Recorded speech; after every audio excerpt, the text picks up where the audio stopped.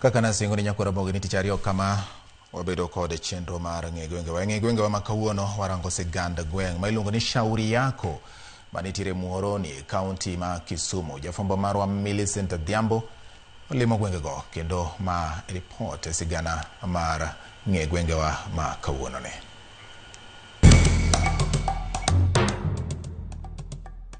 Nyakora moge ajuang machiegni kendo mana kaka nasingoni etelo machielo echenoni mar ng'e gwengewa ka jumani kalapaplo mar ng'e gwenge podonyonore mana e kaunti ma Kisumu kuma ofuyo ka owuok god nyithindo oridore ma odhi piyo e gweng' ma ong'ere ni Shauri Yako mayudore e sub county ma Muhoroni.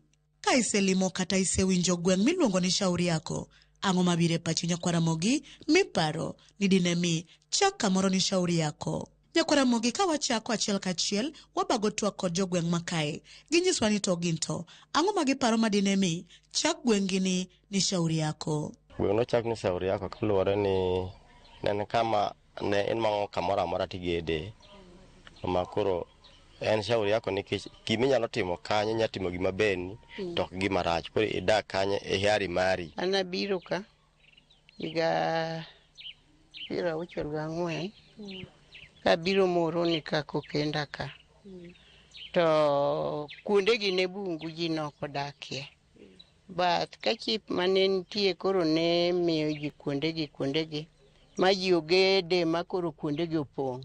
Emomiyo koro niluonge ni Shauri Yako. Kaka nachako winje kane wura montiene Richard Olero ne obiro kono ni adwa dhi ka chief adhi manyo kama gede. To ko adhi ka chief to chief ne luongo ni Anton Odudu. To konyiso to kone ni kidwaro loto dhi kaw kati gede. To wachni kigedo kuno koro gima ok tim kuno koro Shauri Yako. Koro mane kaka na winje mano miyo ne iluonge ni Shauri Yako. Bang' winjo paro mopogore ma jogweng' oselieko kotenore kod gima giparo ewi gima ne omiyo ochak gweng'ni ni Shauri Yako. Kuku kod adier mar wach ni kanye madinemi chak gweng' ni Shauri Yako to ne ochakore nade. Gima omiyo ne ochake ni Shauri Yako ji nodonjo kaka pod ukoloni ema tawala. Oseyudo uhuru 63 koro ne onge ng'ama penjo ng'ato ni in ng'aka. Koro keni biro tigeda gani si ukibidi Shauri Yako kuja Shauri Yako ukipenda jenga Shauri Yako. Hakuna mtu anauliza wewe. Watu wa mijini pale wa Swahili wanasema si uende Shauri Yako hakuna pale mijini ilikuwa watu wako na plot yao. Kila mtu kuna plot yao. Ngato nigi plot. Koro kitu kabigeti enda Shauri Yako huko. Shauri Yako hakuna mtu anauliza wewe. Huko ni Shauri Yako jenga tu. Utelum mijini pod utelum maonge kata watu mabati kata chiel. Kabe en utelum lelo mar onde jok mogero makona emomiyo nochaka ni Shauri Yako nikech sirikal mako ne penji onge koro ka chief Odudu chako tich kor ka nigi chik makoro kidwa gero kato nyaka chief ng'eni in ng'ati ya kanye tang'o mi idwaro ka. Humb gweng' ma Shauri Yako landore kod weche kata timbe mage. Shauri Yako ong'e nikech ji odak mixed up. Jabaloya nika, Jamunubi nika, Jaluo nika, Jakisi nika.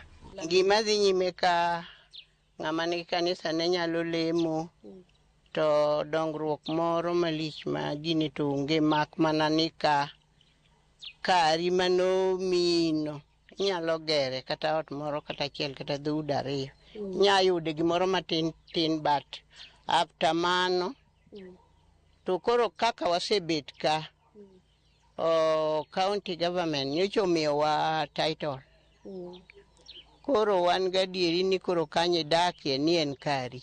Gima miyo humo landre sani koro maendeleo manyokelo chien koro chako kelo ber to chon ne nitiere ka ene ji ka ng'ato tho to kanye mane yikie. To kochopo higa mar 2005 to yikno koro norumo koro omiji title gine omiji plode kane ta Muhoroni town council pimo plode kato koro nopogo ji. Koro thoth ji moko nitie modhi ong'iepo makoro onge ka to moko bende pod odong' pok oyudo kuonde modhiye. To bende gweng'ni ma Shauri Yako osenyuolo dongruoge achiel ariyo adek e ngima jodak makae.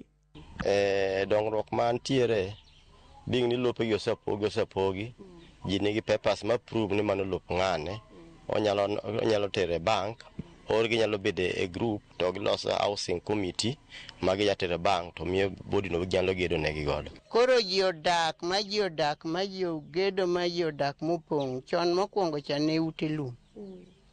Koro ka ji odak ma ji osepong' ma koro ji obedo mang'eny, koro ji ochako gero ute mag kaunda gi koro kikore mos kamano nyaka ute lumo koro ji nie kaunda shoot gi permanent. Ji moko achiel man gi pesa gero, ji moko be gero semi to lo makarach ok timre. Dongruok to kochakore higa mar 2019 kane koro Muhoroni Town Council koro rumo ma koro County Government of Kisumu kao loch, to waneno dongruok nikech joma ne omi lope nyocha ne koro los momi title deed. Udi koro gerore nyaka grofni koro igero, chon ne mana ute lum gi ute ginege mane nitie. Machielo osiptal to wan ga achiel kende ma koro pod wakwayo ni kinyalo medwa osiptal moro. Sitima to incho kel ma koro ot ka ot kata od lum omi sitima. Ichulo token ti daka kanyo. Koro mage maendeleo mwaneno. Nderni bi nyocha waonge go. Sane opanwa ndara. Gin waneno ka ndara tich mandara podhi mbele ibuge. Dongruok mo nyalo kwane iye ka en mana ka koro ko pilot ka. Mako ng'ato nyalo gero permanent. Makoro ibaro godo yoregi. Mage maendeleo makoro waneno to ndalo cha ne onga gimoro amora mane dhi nyime maber mane inyalo kwan. Sikul be onge moger ka, sikul mana ni buru kucho. Jok mogero sikul ka gin private school ma ichulo. Ei Sauria ka onge sikul moro amora moger mar public school. Siptal mana ni Nyayo lokale kocha. Kata obedo ni jogweng' kwano dongruoge achiel ariyo adek magi neno ei shauri yako kae, kwayo kod rem mage ma pod gin godo magi gombo ni kokel e alura ni ma shauri yako to shauri yako biro dongore mametni chal kod gwenge mamoko. Shauri yako onge hospital, hospital midhi en mana mar sub county mene lune Nyayo. To kabeto nego be ni ji mine kod joma dongo konego wuoth long distance. Onego sirkal oge kata set dispensary more within for emergency. School wan gi achiel miluongo ni Muhoroni Township to bor gi nyithindo mang'eny e iye ka.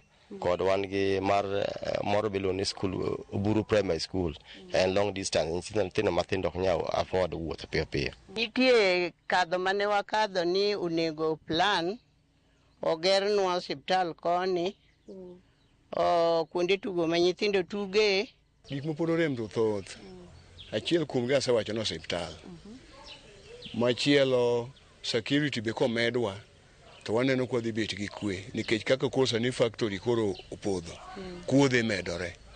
Koro mago gik mwagombo ne sirkal omed timonwa. To gi jok manyoge miwa ne pinwa manyo bende geronwa udi mage gine kata ibiro chulo bang'e. Gin bende wakwane mondo mago be gichak gimedwa mondo udi manyocha gikawo jok menje gikawo giged ne jogi mondo jogo nwang'e utegi, koro jomodong' nyanwo kata kuon madake. Gima wadwaro ni mondo sirkal okelnwa en rieyo line ma plode mano chochni ka, nikech jomoko ne odonjo mouso plode jomoko ka jomoko kong'eyo. Nyakwaramogi mana kamano gikanye mwachopo godo e giko matelo makawuono e chenoni mar ng'e gwengewa. Amor nikech sani kawuoth ochopie gweng' ma shauri yako e Muhoroni Kisumu County, to ing'eyo gima omiyo shauri yako ne obedo shauri yako. Omiyo medikete mane wang' jowi mar Ramogi nikech kae mamedo singoni ni juma manyien aduogoni kod nono mar gweng' machielo. Orite masani erokamano kuom bedo kodwa. Nyinga Millicent Adhiambo, kata kihero inyaluonga ni Nyaboma.